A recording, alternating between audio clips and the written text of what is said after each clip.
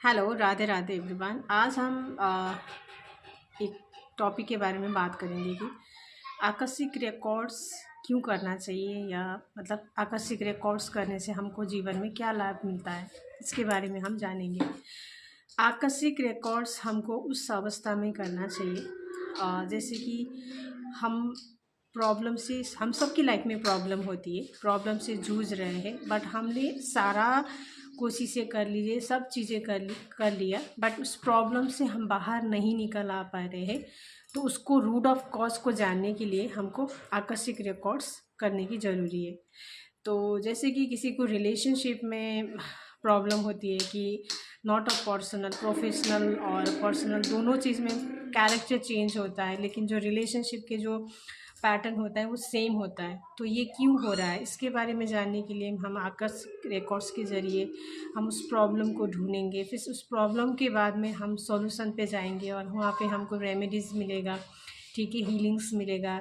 तो हम अपनी इस प्रॉब्लम से आप खुद को, इस पैटर्न को ब्रेक करके बाहर आ पाएंगे। और किसी को जैसे जॉब करते, बिजनेस करते, एक बिजनेस करते उसमें लाभ नहीं मिलता है, फिर दूसरा, फिर तीसरा, मतलब उसको लाइफ में स्टेबिलिटी मिलता ही नहीं, उसको लाइफ में सक्सेस मिलता ही नहीं। तो उस टाइम पे भी हमको आकस्मिक रिकॉर्ड्स करने से पता चलता है कि क्यों ऐसा हो रहा है और क्या रेमेडीज़ करने से उसको सॉल्यूशन मिलेगा, है ना। सब चीज़ें हम आकस्मिक रिकॉर्ड्स के ज़रिए कर पाते हैं और जान पाते हैं। और दूसरा है कि किसी किसी को ये होता है कि लाइफ में कोई स्पिरिचुअलिटी में उनका मन नहीं लगता, ध्यान नहीं लगता, या किसी किसी को ये जानना होता है कि उसकी सोल पर्पस क्या है, एक्चुअली उसका सोल क्या चाहता है और किस लिए इस अर्थ में आया है। वो सारी चीज़ें और डिटेल्स जानने के लिए भी हमको आकस्मिक रिकॉर्ड्स करना चाहिए, और करने से हमको ऐसा लाभ, मेहनत मिलता है।